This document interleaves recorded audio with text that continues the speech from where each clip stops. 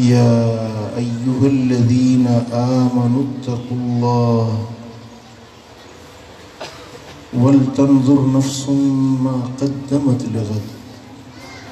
वत्तक़ुल्लाह इन्नल्लाहा ख़बीरुम बिमा तअमलून। सदक़ल्लाहु मौलानल अलीयुल अज़ीम।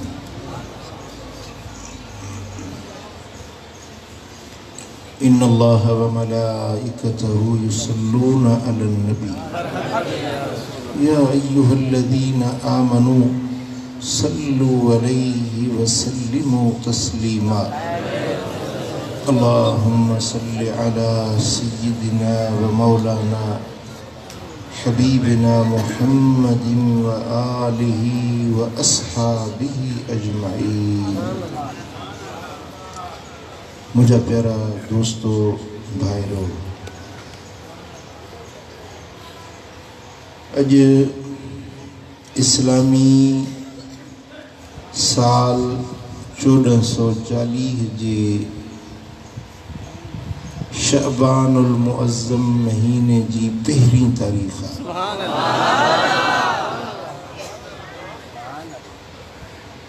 शअबान जो महीनो निहायत रहमतुन बरकतुन अताउन ऐं इनायतुन वारो महीनो। सुभान अल्लाह।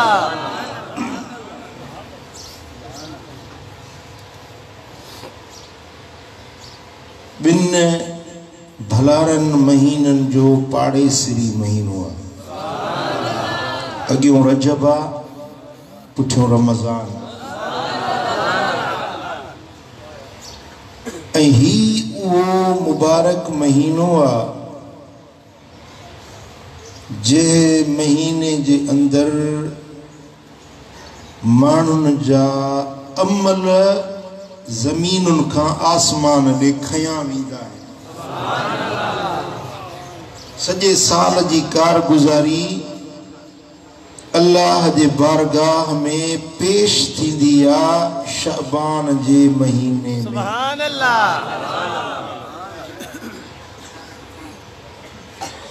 इन करे असांजो प्यारो नबी, असांजो महबूब, असांजो रहबर, असांजो रहनुमा, असांखे राह ॾेखारण वारो रसूल हिन महीने के इहतमाम सां मल्हाईंदा हुया।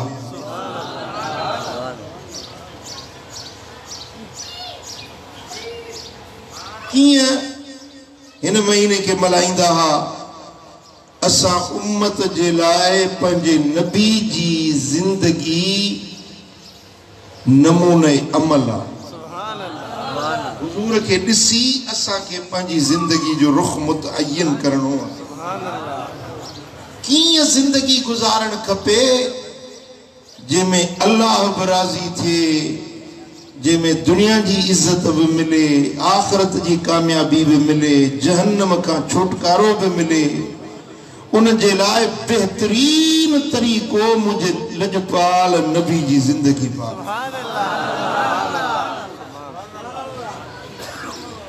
अक़ाइदो जहां सल्लल्लाहु अलैहि वसल्लम जन दुनिया में आई इने जे लाइ हुया त खाधऊं खाइण सेखारण जे लाइ, पीतऊं पीअण सेखारण जे लाइ, पातऊं पाइण सेखारण जे लाइ, हलिया हलण सेखारण जे लाइ, गुफ्तगू फरमायूं ॻाल्हाइण सेखारण जे लाइ,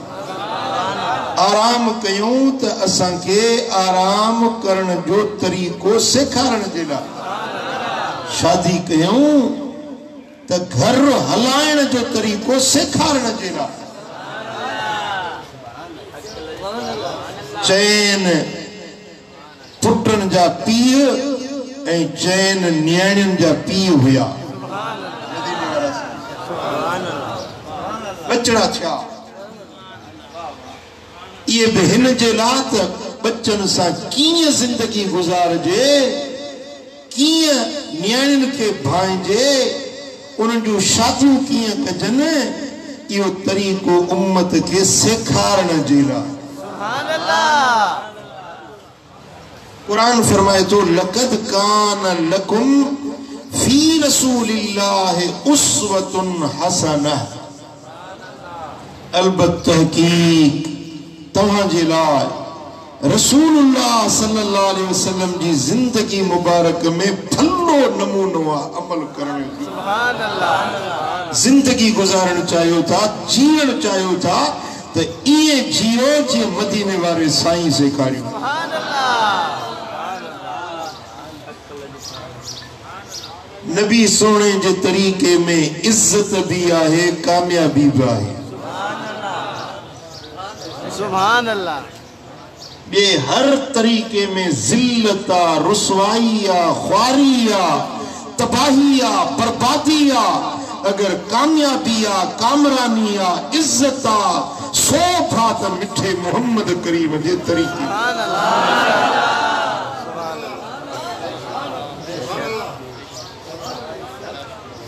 तवा हिकड़ो महीनो तवा के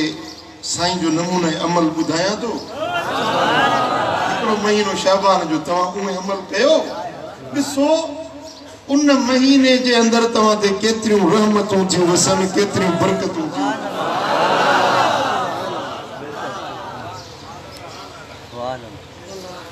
हजरत सुल्तानुल आरिफीन पीर साईं रोज़े धनी रहमतुल्लाह अलैह,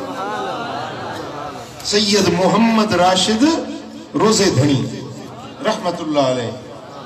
सफर में आया लाड़ में। उन साल तमाम घना मानू मुरीद थिया, ऐसी तई जो साईं जन नमाज पढ़ी, फर्ज पढ़ाए, वरी मुरीद पिया कन, वरी मानी खाने जो टाइम भी न पियो मिले, रात ॾींहुं ख़ल्क़ खुदा जी तरीके में दाखिल पई थिए। पोइ साईं जो खलीफ़ो लुकमान, पीर से रोज़े धनी फरमाए तो लुकमान बेख़बर हिन सां ॾाढा माण्हू मुरीद थिया आहिनि, ॾाढो फैज़ वधियो आहे, वॾी ख़ल्क़ असांजे पैरवी में आई आहे, छा सबबु आहे? खलीफ़ो लुकमान हितां कोकरनि जो ॻोठ आहे, इते रहवासी हुयो। खलीफ़ो लुकमान चयो साईं हिन साल लाड़ में मींहं न पिया आहिनि, बारिशूं न पियूं आहिनि, ॾुकर जहिड़ी सूरत हाल आहे, माण्हू न चए तव्हांजी दामन वरिती आहे, दुआ कंदो त मेर जा मींहं वसंदा। मां सम्झां थो तॾहिं माण्हू आया आहिनि जो मींहं न वसिया आहिनि। साईं फरमाए अफ़सोस लुकमान एतिरो वक़्तु मूं सां रहियो हुई पर राज़ न पढ़ी।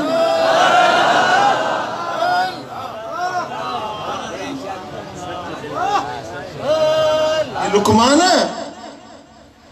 मदीने वाले साईं जी हिकड़ी सुन्नत रहल हुई, जंहिंते मूं अमल कयो आहे, उन सुन्नत जे अदायगी जो फैज़ आहे जेको ख़ल्क़ मुस्तफ़ी थी।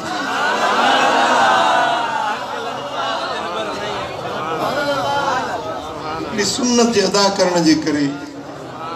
ख़ल्क़ खुदा असांजे मुतवज्जे थी आहे, फैज़ बरकत रहमत में इज़ाफ़ो थियो आहे हिकड़ी सुन्नत जे अदायगी।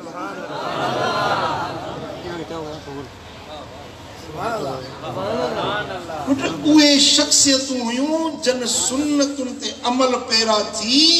ऐं पंहिंजी अमली ज़िंदगी में उन्हनि जा फ़ाइदा ॾिठा हुया,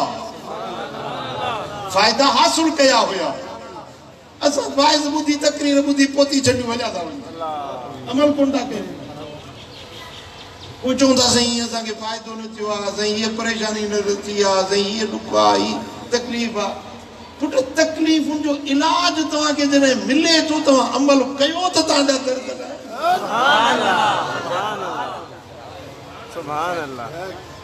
घणी ड्रेग न आहे, बसि शाबान जो महीनो मल्हायो। ॾिसो नबवी तरीक़ो अपनायो, सोने नबी जे सुन्नत ऐं शरीयत मुताबिक़ अमल कयो, ॾिसो फ़ाइदो थिए थो। तव्हांखे पक न थिए दस्तावेज़ खणी अचो, फ़कीर लिखी ॾींदो,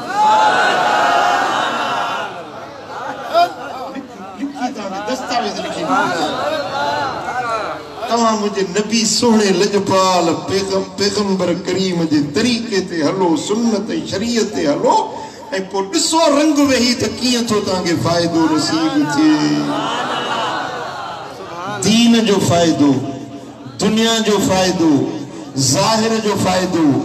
बातिन जो फ़ायदो, बचत में फ़ायदो, जिंद जान में फ़ायदो, अहल अयाल में फ़ायदो। बरकत बेशक सुभान अल्लाह। छो छाजे करे मुझे ध्यान कयो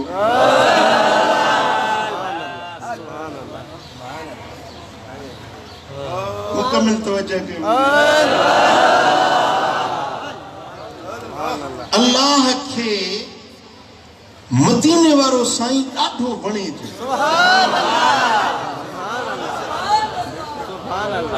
रब जो प्यारा मदीने वारे साईं सां, अल्लाह जी मुहब्बत मदीने वारे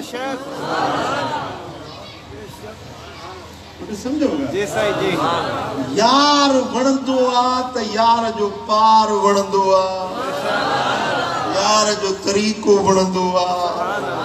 सूरत वणंदी, सीरत वणंदी, लिबास वणंदो, उथण वणंदो, वेहण वणंदो। ये तो असां माण्हुनि में बि आहे।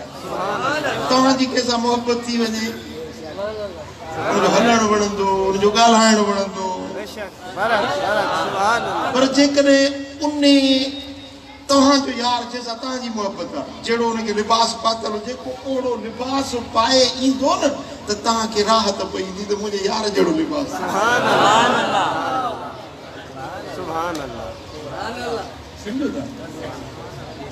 अल्लाह के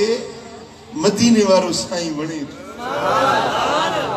जेको बि मदीने वारे साईं जी हिकिड़ी सुन्नत ते अमल करे, हिकिड़े तरीक़े ते अमल करे, रब खे उहो माण्हू वणे। मिसाल साईं जन साई चादर पाईंदा हुआ, हुज़ूर जन खे साई चादर वणंदी। मदीने वारे साईं खे साई चादर सुम्हंदा हुआ त मथो ओठे सुम्हंदा हुआ। हत्ता कि पंहिंजो एहराम ॿधूं, उमरो पिया अदा कनि त बि साई चादर भेड़े पोइ एहराम। जेॾी महिल हिजरत पिया कनि त उहा पंहिंजी साई चादर हज़रत अली साईं खे ॾिनो। अली, हीअ मुंहिंजी साई चादर हज़रमी अथई, इहा पाए सुम्ही पोइ दुश्मन तुंहिंजो वार बि विंगो निकिरे। छो त हीअ मुंहिंजी चादर आहे, मुंहिंजे लिबास सां रब खे प्यार। तोखे मुंहिंजी चादर पातल हूंदी त दुश्मन तुंहिंजे वेझो न अचे।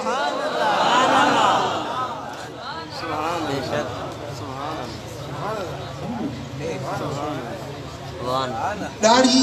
मदीने वारे साईं जी सूरत आहे। हुज़ूर अलैहिस्सलातु वस्सलाम जन ॾाढी न कूड़ींदा हुआ, मुठ बराबर साईं जन जी सुवारी मुबारक हुई। हाणे जेको न इहा सूरत बणाए थो, अल्लाह खे इहो माण्हू वणे थो। छो त मुंहिंजे महबूब जी सूरत बणाई अथई।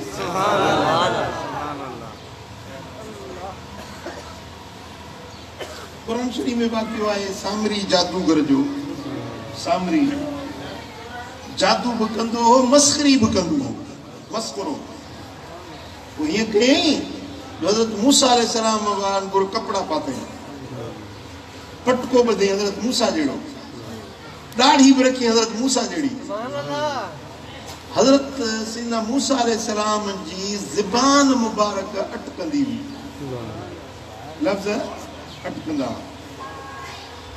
इन जो बि वॾो वाक़ियो आहे जो नंढपण में पाण फ़िरौन आज़माइश जे लाइ मोतियुनि जो थाल भॻियो रखियो ऐं हीरनि जो थाल भॻियो रखियो। फ़िरौन खे डपु थियो त मुंहिंजी जेको हुकूमत ख़तमु कंदो इहो ॿारड़ो आहे, इहो मूसा अलैहिस्सलाम मुंहिंजे घर में पलिजे पियो। उहो फ़िरौन जी घरवारी चयो त ही उहो न आहे, तोखे वहम थियो आहे। पोइ चई भला आज़मायूं था, जेकॾहिं उहो हूंदो जेको हुकूमत ख़तमु कंदो त हीरा खणंदो, जे आम ॿार हूंदो त उहो टांडो खणंदो, छो त टांडो वधीक चमकदार आहे। पोइ टांडनि जो थाल बि हज़रत मूसा जे अॻियां रखियूं ऐं हीरनि जो थाल बि रखियो। हज़रत मूसा अलैहिस्सलाम हीरा खणण लॻो, हज़रत जिब्रील हथ वठी हज़रत मूसा जो टांडे में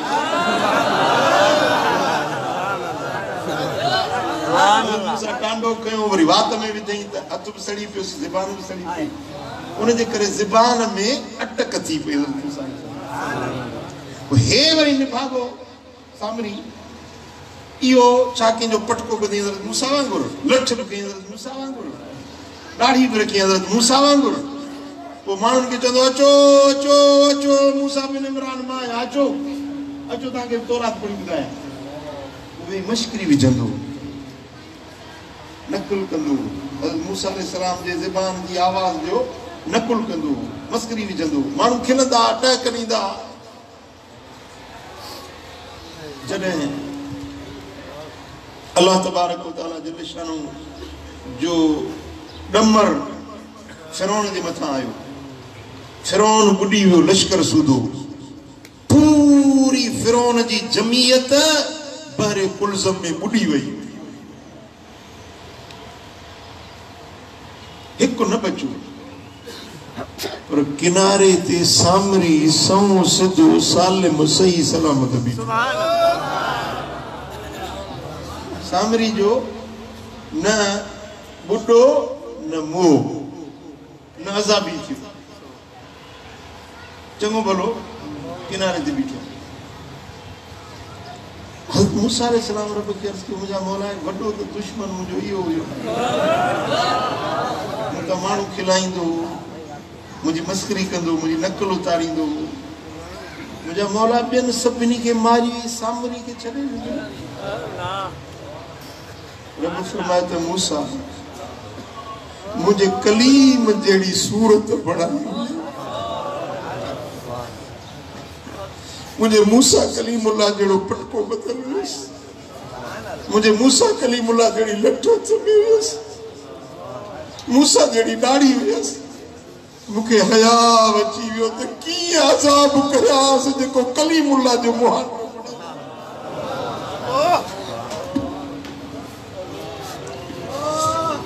मुंहिंजा दोस्तो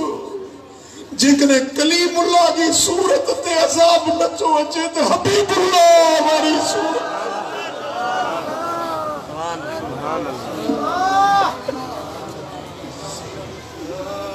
जे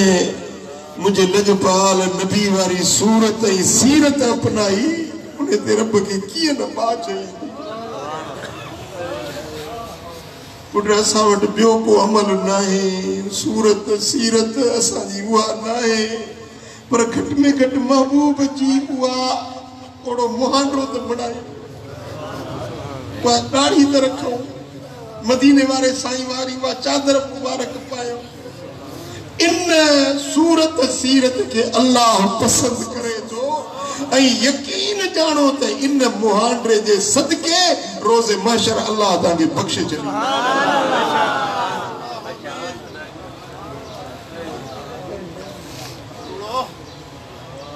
सल्लल्लाहु अलैहि या रसूल अल्लाह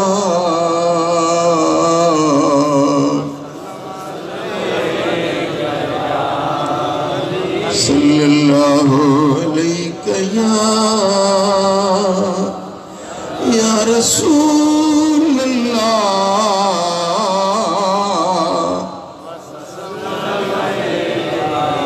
मुझे दिलड़िया जो दिल पर महबूब मोहम्मद रहमत जो फिरी पे कर महबूब मोहम्मद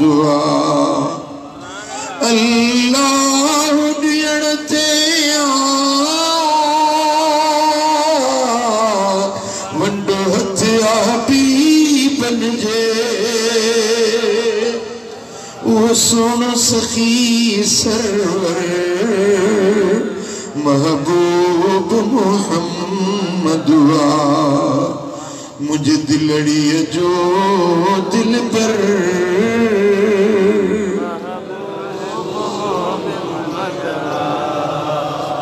रहमत जो फिरी पे कर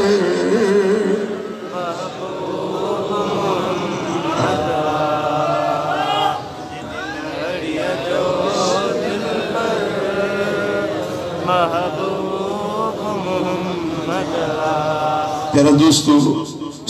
नबी जी सूरत सीरत सुन्नत अपनायो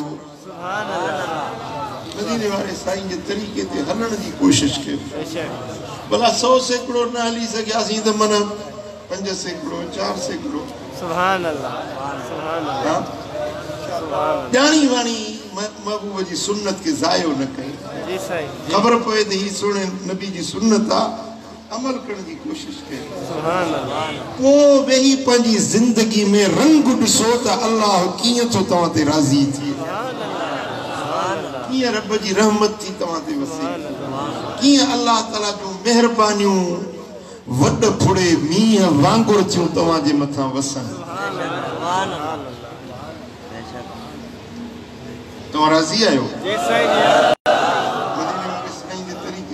इंशाअल्लाह इंशाअल्लाह जी दिल का पुछी पो हथ मथे खणो इंशाअल्लाह दिल का पुछो तव जी साईं जी जी साईं इकरारुम बिल लिसान व तस्दीकुम बिल क़ल्ब बेशक ज़बान से इकरार कयो था पर दिल जी बे रज़ामंदी इंशाअल्लाह इंशाअल्लाह अमल कंदो जी साईं इंशाअल्लाह हाणे अचो तो मां तव्हांखे अर्ज़ थो कयां त ही शाबान जो महीनो मुंहिंजे नबी कीअं गुज़र सुभान अल्लाह हज़रत उसामा बिन ज़ैद मदीने वारे साईं जो महबूब हुयो सुभान अल्लाह ज़ैद के साईं जन पुटेलो करे पालियो उन जो पुत्र हुयो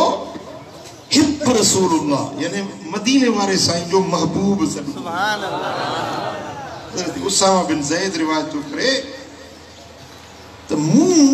अर्ज कयो कुल्त या रसूल अल्लाह लम अरक तसूम मिन शहरिन मिन अश्शुहूर मा तसूम मिन शअबान सुभान अल्लाह हबीब के महीने जा मूं तव्हांखे ईअं रोज़ा रखंदे न ॾिठो आ जहिड़ा शबान जा रोज़ा था सुभान अल्लाह सुभान अल्लाह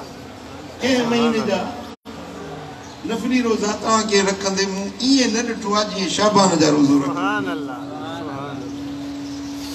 इहो छाजे करे रमज़ान शाबान जे महीने में तव्हां एतिरा रोज़ा रखो था छो कंहिं पुछो हज़रत उसामा बिन ज़ैद पुछो मदीने वारे साईं फरमायो ज़ाक शहरुन यग़फुलु अन्नास फ़ीहि बैन रजबिन व रमज़ान सुभान अल्लाह ए उसामा ही अहिड़ो महीनो आ जेको ॿिनि भलनि महीननि जे विच में आ अॻियों रजब आ पुठियों रमज़ान आ अक्सर माण्हू शाबान में ग़िफ़लत कंदा आहिनि इबादत में कोताही कंदा आहिनि रजब जा रोज़ा रखंदा 27 रजब भी मल्हाईंदा वरी रमज़ान जी तैयारी में लॻा पिया हूंदा रमज़ान अचे थो रोज़ा शाबान जो ख़्याल न कंदा आहिनि शाबान में इबादत जो एतमाम घट कंदा आहिनि वहुव शहरुन तुरफ़अ फ़ीहिल अअमालु इला रब्बिल आलमीन सुभान अल्लाह अहिड़ो महीनो आ जंहिंमें माण्हुनि जा अमल रब्बुल आलमीन जी बारगाह ॾे खयां वेंदा आहिनि 12 महीननि जा प्रकार किरदार अमाल शबान जे महीने में अल्लाह जे दर ते खयां वेंदा आहिनि रब जे अॻियां पेश कया वेंदा आहिनि सुभान अल्लाह मुंहिंजा लक्षण कहिड़ा हुया तव्हांजा प्रकार कहिड़ा हुया अमल छा कयासीं चङाई थी या मठाई थी छा कयोसीं इहो शाबान जे महीने में खजंदो आहे अमालनामा दफ़्तर अल्लाह जे हुज़ूर में पहुचंदा आहिनि हूअं त अल्लाह पाण ॾिसे थो पियो हर घड़ी बेशक जी सुभान अल्लाह पर दफ्तर खजंदा आहिनि रब जे हुज़ूरी में पेश थींदा आहिनि फ़उहिब्बु अन युरफ़ा अमली व अना साइम साईं फरमाइनि था मुंहिंजी दिलि थी चवे जॾहिं मुंहिंजा अमल खजनि त मां रोज़ेदार हुजां ए उसामा इन जे करे मां रजब जा रोज़ा घणा रखंदो आहियां शाबान जा रोज़ा घणा रखंदो आहियां जो यो अमलन जे खजण जो महीनो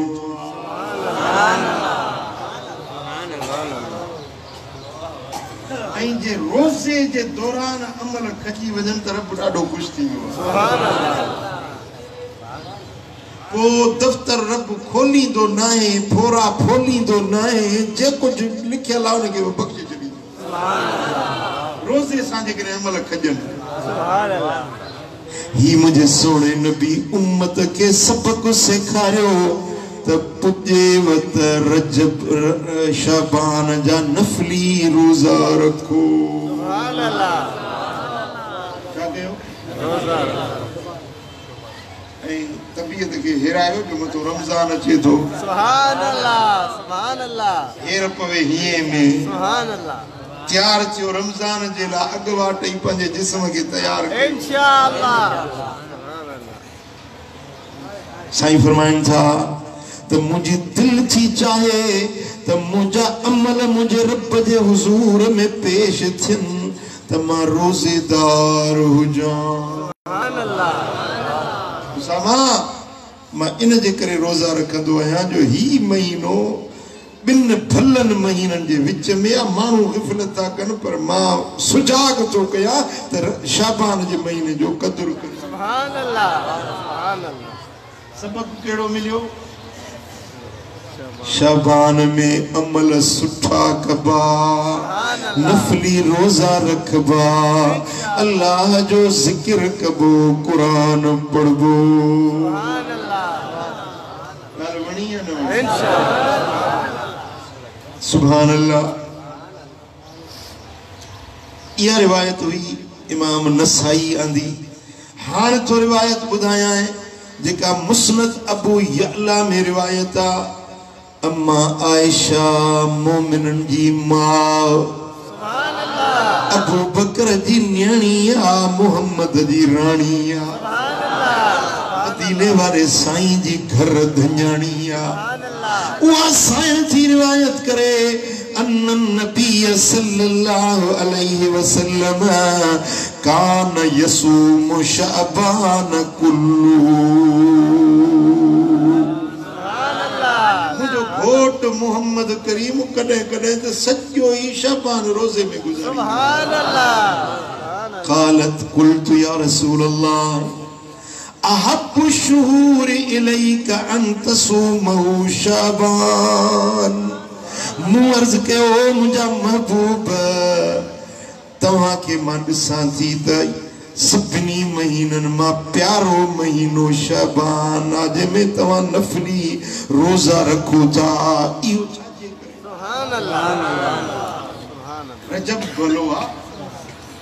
मुहर्रम बि भलो आहे रबीउल अव्वल बि भलो आहे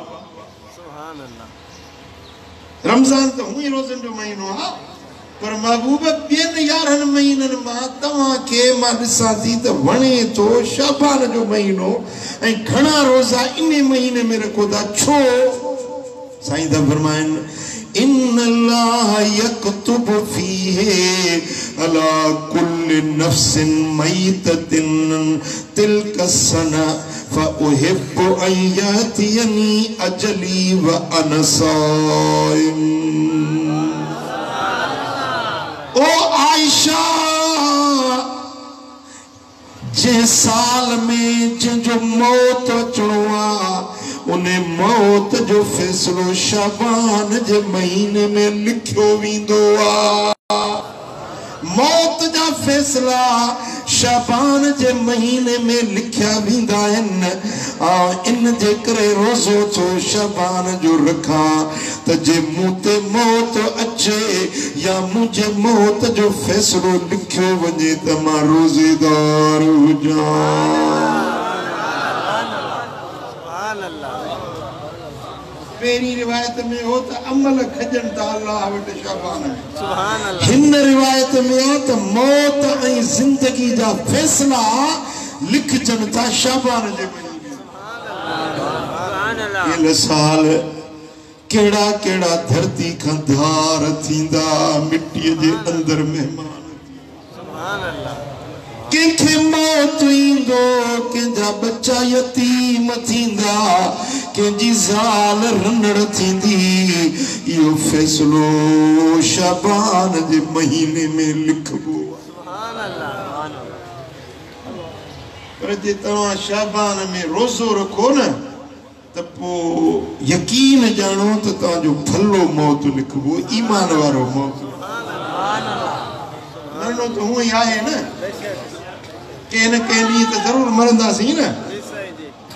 पर जे भलो मौत लिखराइण चाहियो था त शाबान जे महीने जा नफ़ली रोज़ा रखो। सुभान अल्लाह, सुभान अल्लाह। वणी ॻाल्हि? सुभान अल्लाह, सुभान अल्लाह। इंशाअल्लाह, इंशाअल्लाह। भला सॼो महीनो न रखो, हीअं कयो हफ़्ते में 2 ॾींहं रखो, सूमर ऐं ख़मीस। सुभान अल्लाह। हर हफ्ते में 2 ॾींहं। सुभान अल्लाह। अॼु ताईं भी मदीने शरीफ मस्जिद नबवी में दस्तरखान लगंदो आहे, सूमर ते भी ख़मीस ते। सुभान अल्लाह। हाजी अमीन हाणे ताज़ो मुटियो आहे, वापस आई यो दस्तरखान ॾिठी। हां 12 महीना 2 ॾींहं थी तो दस्तरखान, 12 महीना सूमर ख़मीस दस्तरखान लगो पियो आहे। मोहम्मद करीम पंहिंजे मेहमाननि जे लाइ रोज़ेदारनि जे लाइ दस्तरखान लगाए। मदीने जा माण्हू सूमर जो ऐं ख़मीस जो रोज़ो बाक़ायदा सां रखंदा आहिनि। फर्ज़ी रोज़ा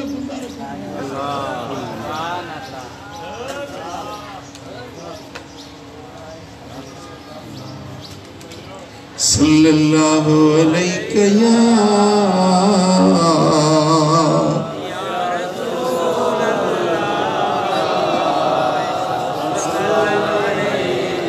इमाम तिरमिज़ी रिवायत आंदी हज़रत अनस बिन मालिक तो रिवायत करे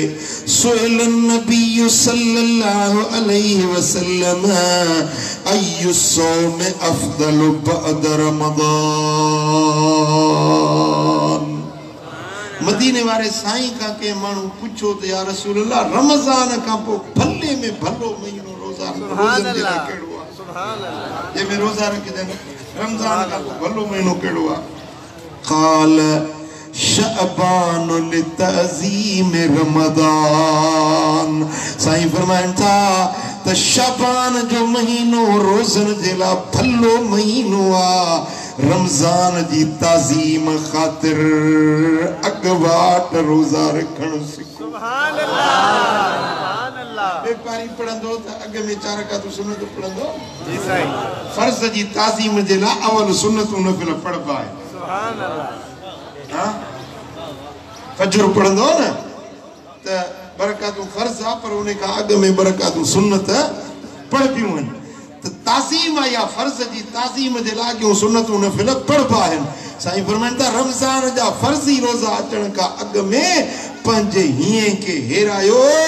रमज़ान जी ताज़ीम ख़ातिर शाबान जा रोज़ा रखो त अल्लाह जी मेहर तव्हांजे मथे। सुभान अल्लाह, सुभान अल्लाह। भला जेकॾहिं सॼो महीनो नथा रखो, सूमर ऐं ख़मीस भी नथा रखे सघो, अहिड़ा नाज़ुक आहियो त पोइ हिकिड़ो रोज़ो ज़रूर रखजो 15 शाबान।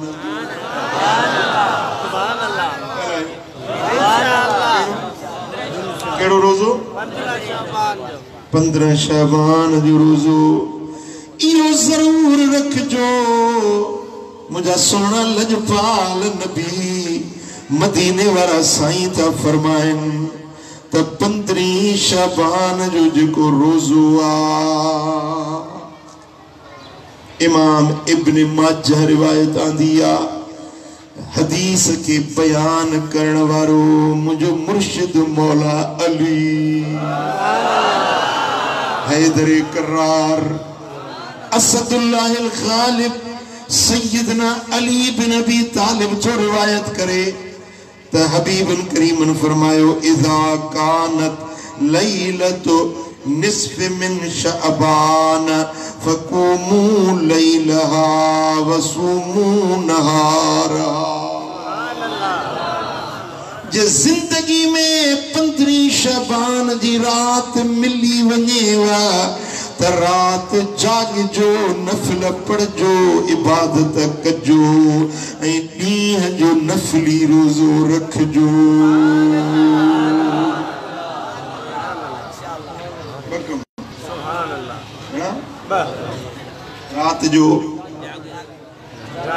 रात जो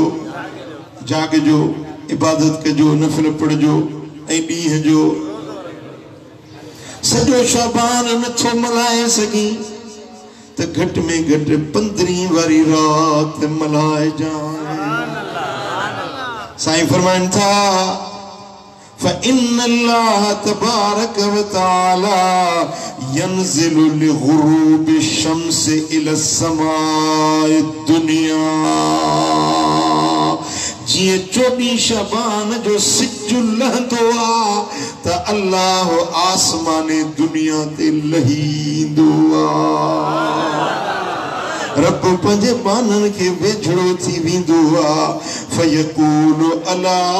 मिन मुस्तगफिरिन फअगफिर लहू आहे को बख्शिश घुरण वारो त मदियूं मेटे छडिया आहे को डोहारी त डोह बख्शे छडियास अला मिन मुस्तरज़िकिन फअरज़ुकहू आहे को रोज़ी जे तंगी वारो त रिज़्क़ रोज़ी वधाए ॾियांस अला मिन मुब्तलन फउआफ़ियहू आहे को बीमार आहे को दर्दमंद आहे को परेशान अचे त मां रब उनके आफियत अता करे छडिया अला कज़ा अला कज़ा अला कज़ा हत्ता यतलु अल फज्र आहे को फलाणो अल्लाह ताला सलीदो आहे को बेघर घर ॾियांस आहे को बेऔलाद पुट ॾियांस आहे को छड़ो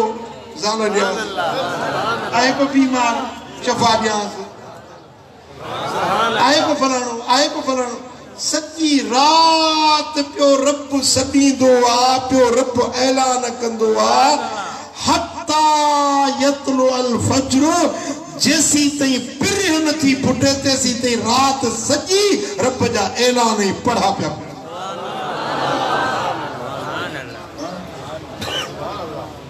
एड़ो सखी जो सखावत भी करे वरी सॾे भी पाण था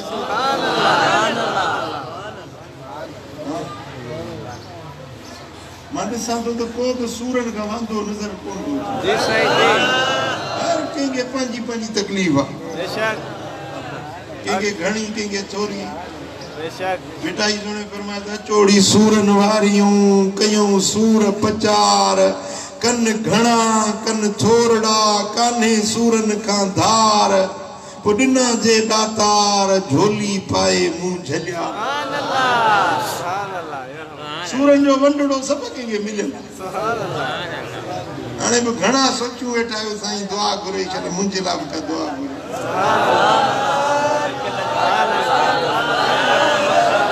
तव्हां न चवंदा आहियो पर मुंहिंजी दिलि तव्हांजी दिलि खे पढ़ी वठंदी आहे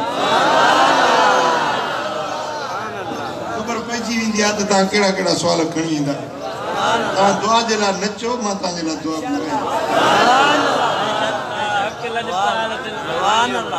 मूंखे कसम आहे उन रब जी ज़ात जो जंहिंजे हथ में मुंहिंजी जान आहे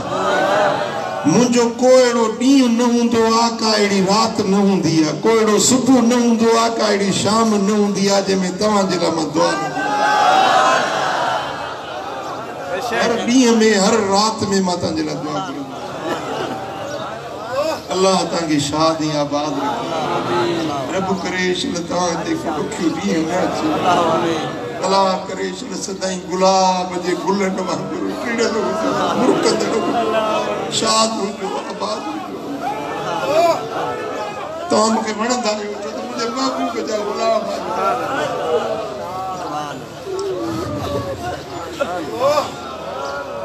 मदीने पाक विंदो आया सोने हबीब जे दर ते वनी तवा जे ला झोलड़ी फैलाई सुभान अल्लाह बेशक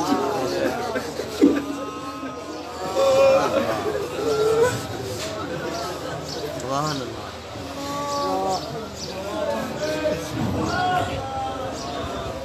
अल्लाह करे दुनिया में व आखिरत में सदाई सुखिया हो रब करेगा तुमने कोसी हवाए न खुले अल्लाह आमीन सुभान सुभान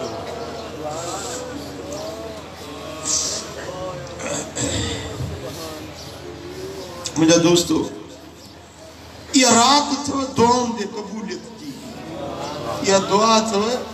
अल्लाह पान सदड़ा तू करे आए को बीमार आए को दर्दमंद आए को गमज़दा आए को परेशान आए को बेऔलाद अचो तव्हांजे लाइ मूं पंहिंजे सखा जा दर खोलिया खुदा इहो मौक़ो थो मिले जिंदगी तो भरोसो ना है खुदा जाने 15 असा मुके के नसीब में हुजे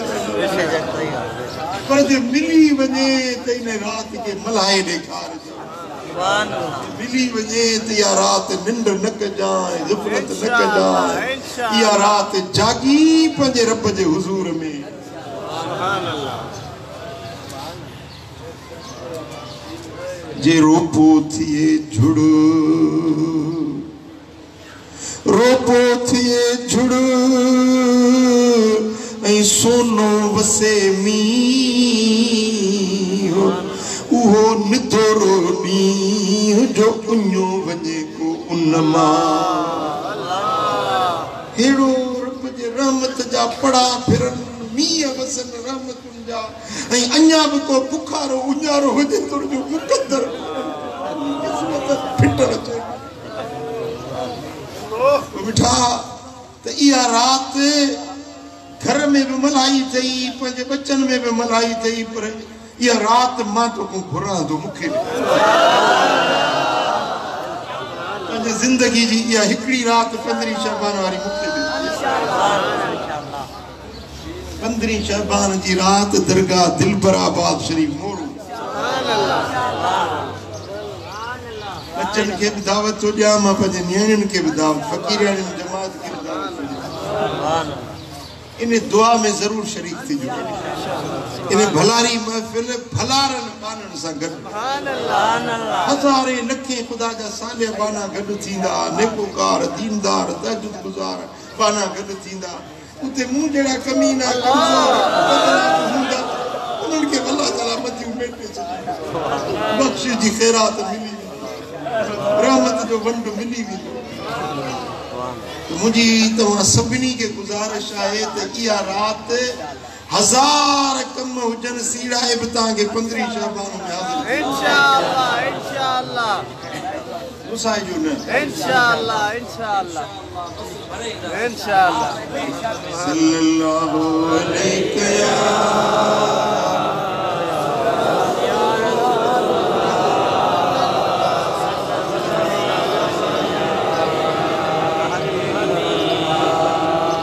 सल्लल्लाहु अलैहि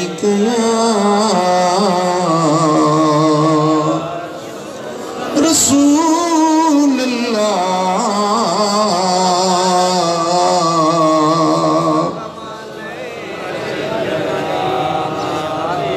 इमाम तबरानी रिवायत दिया सहीह इब्न हिब्बान में भी यह रिवायत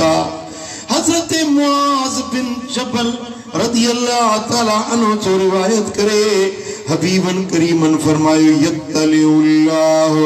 इला खल्क़िही इला जमीइ खल्क़िही लैलतन निस्फ़ मिन शअबान 15 शबान जी रात अल्लाह पंहिंजी सारी मखलूक ॾे मुतवज्जिह थींदो आहे निहारींदो आहे शफ़क़त कंदो आहे अता ऐं सखा जा दर खोलींदो आहे पंहिंजी मेहर नज़र फरमाईंदो आहे 15 शबान जी रात में पूरी मखलूकात जे मथां अल्लाह जी मेहर नज़र थींदी आहे सवाइ ॿिन माण्हुनि खां सवा पूरी मखलूकात जे मथां रब जी नज़र इनायत थींदी आहे बदबख्त बदनसीब निभागा चंड्रा महरूम रहिजी वेंदा कहिड़ा हिकिड़ो इल्ला लिमुशरिकिन औ मुशाहिन पहिरियों मुशरिक अल्लाह सां शिरक करण वारो अल्लाह जी ज़ात सिफ़ात में शिरक करण वारो इन मुशरिक के 15 जी रात माफ़ी न मिलंदी रब उन ॾे निहारींदो ई न शिरक जो मामलो ॾाढो हसास आहे ॿी हर गुनाह खे रब बख़्शे छॾे थो पर शिरक खे माफ़ी न ॾींदो अल्लाह सां शिरक नाहे करणो मुशरिक के 15 शबान में माफ़ी नाहे रब उन खे निहारींदो ई न ऐं ॿियो उहो माण्हू जंहिंजे अंदर में कीनो आहे कावड़ आहे दिल में बुग़्ज़ आहे दिल में कुदूरत आहे अंदर गंदो लॻियो पियो अथसि भाउ सां कावड़ियो वेठो आहे चाचे सां कावड़ियो वेठो आहे पीउ सां कावड़ियो वेठो आहे अमर जीजल जे जड़ियों निपायो उन जीजल सां कावड़ियो वेठो आहे पंहिंजे घर जे भातियुनि सां रुठो वेठो आहे दिल में कीनो दिल में कुदूरत दिल में बुग़्ज़ रखियो वेठो आहे इन बुग़्ज़ रखण वारे माण्हू ॾे रब निहारींदो ई न माफ़ी न मिलंदी न हाँ केॾी महिल पंहिंजे दिल ते बि निहारियो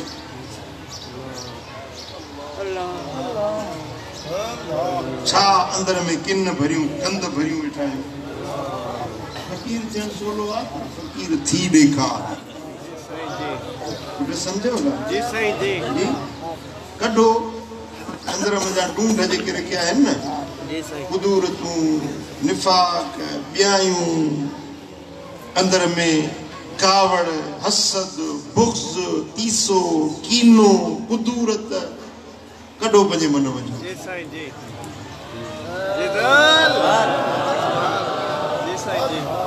सुबुह ईअं कयो शाम ईअं कयो जो तव्हांजे दिल में कंहिं लाइ बि कीनो ऐं कुदूरत इंशाअल्लाह इंशाअल्लाह अल्लाह जो शुक्र आहे बतौर तहदीस नेमत तव्हांखे ॿुधायां थो मां सुबुह जो उथी पंहिंजे दिलि में ख़्यालु कंदो आहियां शाम जो पंहिंजे दिलि में ख़्यालु कंदो आहियां कंहिं कावड़ कंहिंसां गुस्सो कंहिंसां रंजिश अल्लाह जो शुक्र आहे मुंहिंजी दिलि बिल्कुलु मूंखे साफ़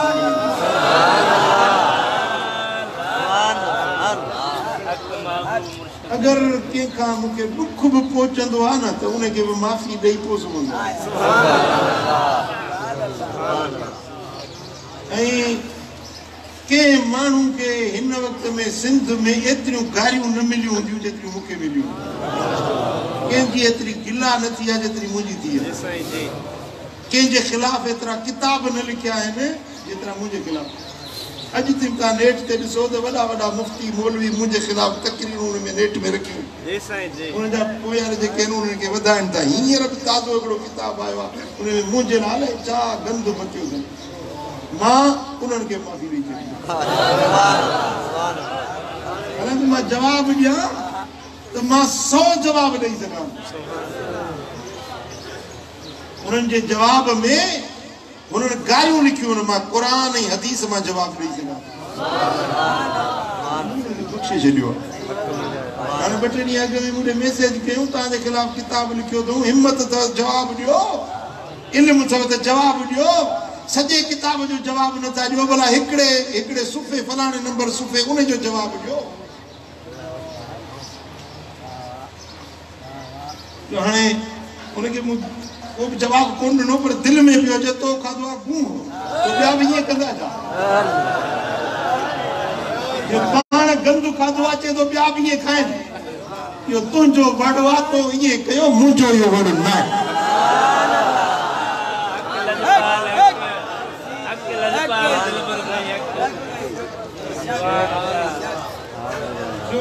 हिकिड़ो मौली साहब आयो चईसीं तव्हांजे सपुर खे सलाम असां मौलवी पाण में गॾिजी वेहंदा आहियूं पोइ ॻाल्हियूं कंदा आहियूं दिलबर साईं सां जेतिरी ज़्यादती माण्हुनि कई आहे पर इन मर्द खे शाबस आहे जो जवाब कंहिंखे न ॾिनो साईं उन जे करे असां पाण में ॻाल्हियूं कंदा आहियूं त कंहिं पीर जो एतिरो कमु न आहे जेतिरो तव्हांजो कमु 8 दरगाहूं से बि हलन पियूं इदारा हलन पिया मदरसा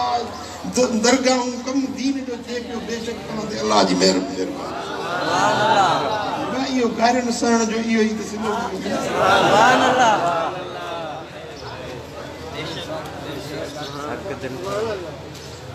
चङा कन चङायूं मदायूं मदन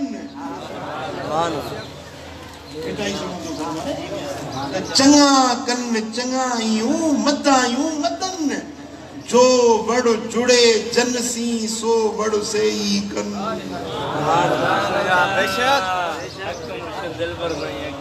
हाणे मां तुर्की में वियुसि दोस्त मूंखे वठी विया हिकिड़ो कपिड़ो पारायूं बादशाही लिबास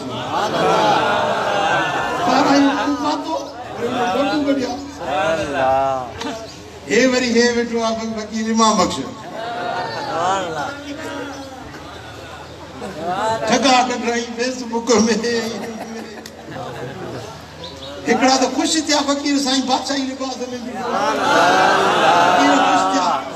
ॿियनि अचे जो गारियूं ॾिनूं अचे गारियूं ॾिनूं तव्हां जो पेट्रोल कहिड़ो लिबास पातो मूं भला हराम त कोन हुयो हराम हुजे गैर शरई हुजे शरीयत जे ख़िलाफ़ हुजे पोइ तव्हां गार ॾियो पर याम जी बात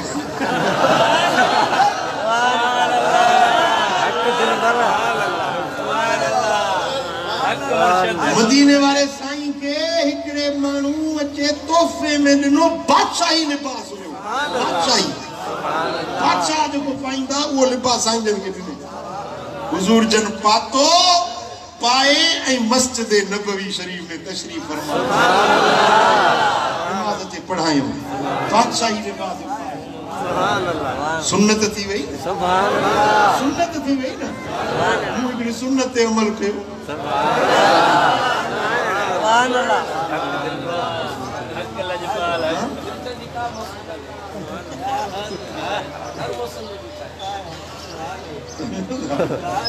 भली पिया चवनि मां फ़कीरनि खे बि झलींदो आहियां हिननि खे जवाब ई न ॾियो मुखालिफ़ जो वॾे खां वॾो जवाब इहो आहे जो हुनखे जवाब न ॾियो वॾो जवाब इहो तव्हां सोचींदो हे जवाब ॾियां ही जवाब ॾियां ही जवाब ॾियां वॾे खां वॾो जवाब इहो आहे जो जवाब न ॾियो एतिरी कयमि अञा नथो जवाब ॾिए उन्हें में पियो सड़ंदो पियो चलंदो उहा अंदर वारी बाहि पई साड़ींदसि इहा ई सज़ा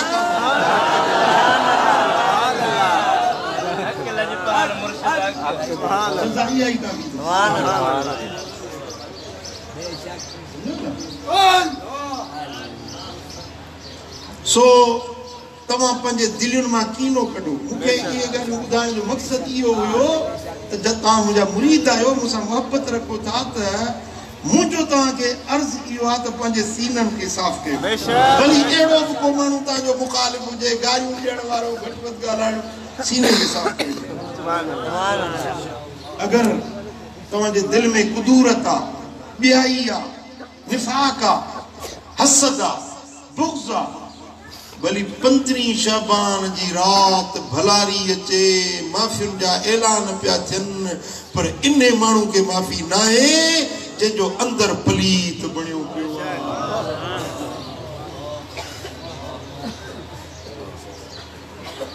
जी साईं जी सुभान अल्लाह मुझे सोने हबीब जी हदीस आखिरी हदीस है चलो तवज्जो सां ॿुधो इमाम बहकी की रिवायत आंदी है सैयदा आयशा सिद्दीका रज़ियल्लाहु तआला अन्हा का रिवायत है हबीबन करीमन फरमायो अतानी जिब्रील अलैहिस्सलाम हबीबन फरमाता मुअट अजरात जिब्रील आयो फकाल हाज़िही लैलतुन निस्फ़ मिन शाबान या रसूल अल्लाह ही जेका अजो की रात है या आम रात नाए 15 शबान जी रात रात ते जिब्रील आयो साईं जन वट वलिल्लाहि फीहा उतकाउ मिनन नार बेअदद शुऊर गनम कल्बिन या रसूल अल्लाह 15 शबान जी अजो की रात में एतरा मानू बख्श जी विंदा हन जेतरा कबीले बनु कलब जे बकरन रिढुन जे पुठन ते वार हन एतरा तुंजा उम्मती हिन रात में बख्श जी विंदा हन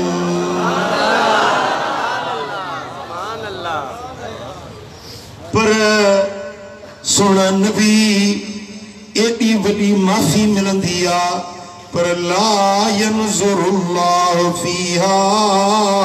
इला मुशरिकिन वला इला मुशाहिन वला इला काति रहमिन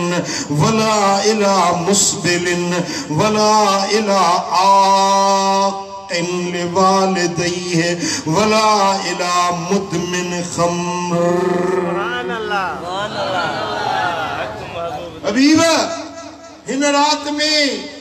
एतरा मानू बख्शदन था जेतरा बनु कलब जे बकरन रिढुन जे पुठन ते वार हन एतरा मानू बख्शजी था वञन पर कुछ मानू एड़ा हन जंदे रब निहारींदो ई न रब उन्हनि खे माफ़ न कंदो केड़ा पहिरियों मुशरिक अल्लाह सा शिरक करण वारे के माफी न मिलंदी बियो वला इला मुशाहिन दिल में बुग़्ज़ ऐं कीने रखण वारे के रब माफी न दींदो वला इला काति रहमिन टे नंबर ते जेको माइटियों छिनण वारो आ बिरादरियों टोड़ण वारो आ अजीजन करीबन का ताल्लुक छिनण वारो आ उन्हें मानू के हिन रात में माफी न मिलंदी अल्लाह वला इला मुस्बिलिन चौथे नंबर ते उहो मानू जेको पंजी कांच या गोड के भेजन का हेठ लड़काए थो या मामूली गल ना है असा इनके गुनाह ही न समझदा आहियूं कांच पाइंदा न हेठ जमीन सा पे गसंदी वेंदी अल्लाह टिणियूं जेके न टिणियूं समझो था टिणी केड़ी आ जी पैर का मथे जेको हिया पासे सा हिया हडड़ी बुधाया था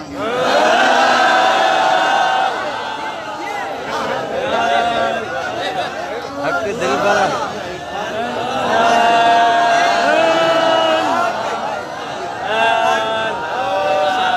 कांच पायो त हिते मथे हुजे टिणी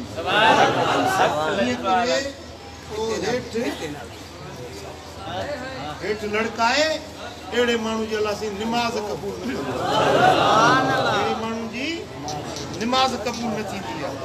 ऐं 15 शाबान जी रात में एड़े मानू के माफी न मिलंदी एडी वडी अल्लाह जी रहमत आ हेडो वडो अल्लाह ताला जल शान जो ऐलान आ पर इने मानू जे ला माफी न है जेको पंजी गोड के कांच के टिणन का हेठ लड़काए तो वला इला आकिन लिवालिदैहि पंजे नंबर ते उहो मानू जेको पंजे अब्बे अम्मड़ जो बेफरमान आ 15 शबान में उनके माफी न मिले अल्लाह जे अब्बो नाराज आ जीजल मां नाराज हाँ जिन पी मां जेरा थई त पंद्री का अक में माफी वठी वेठो इंशाअल्लाह पर चाहिए राजी करीम जी इंशाअल्लाह इंशाअल्लाह साईं फरमाइन त वला इला मुतमिन खमरिन ऐं उहो माण्हू जेको शराबी आहे नशई आहे उन खे बि 15 शाबान जी राति माफ़ी न मिले शराबी खे मवाली खे माफ़ी न मिलंदी हाँ जेकॾहिं कंहिंखे इहा आदत हुजे न त फोटा खणी जो पढ़ी रहो मुफ़्त में इंशाअल्लाह इहा आदत छॾे वेंदव इहा बुरी आदत आहे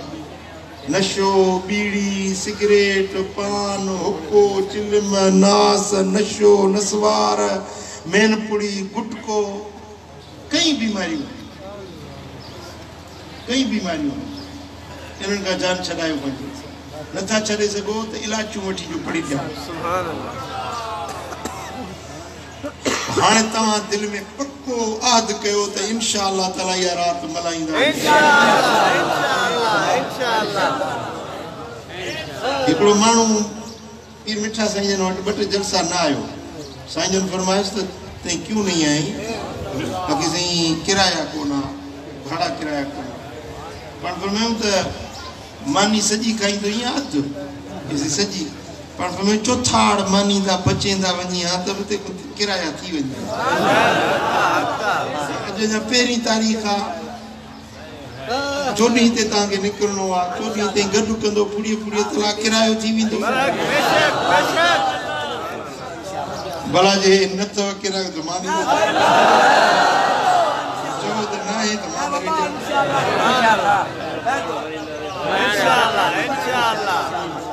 अकेला न ॿियनि खे बि दावत अहिड़ी भलारी राति भलारनि सां मन खे मुस्लमान छुटी वञे यकीन आहे त अहिड़ी महफ़िल में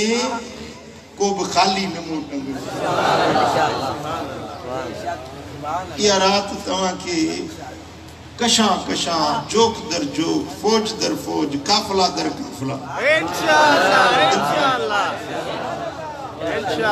अल्लाह करीम असां सभिनी खे अमल जी तौफ़ीक़ नसीब ज़िंदगी मदीने वारे साईं जे सुन्नत शरीयत दीन जे रस्ते ते गुज़ारण जी तौफ़ीक़ अता फरमाए अल्लाह तबारक व तआला असां सभिनी खे मदीने वारे साईं जे सुन्नत ऐं शरीयत जो आमीन अल्लाह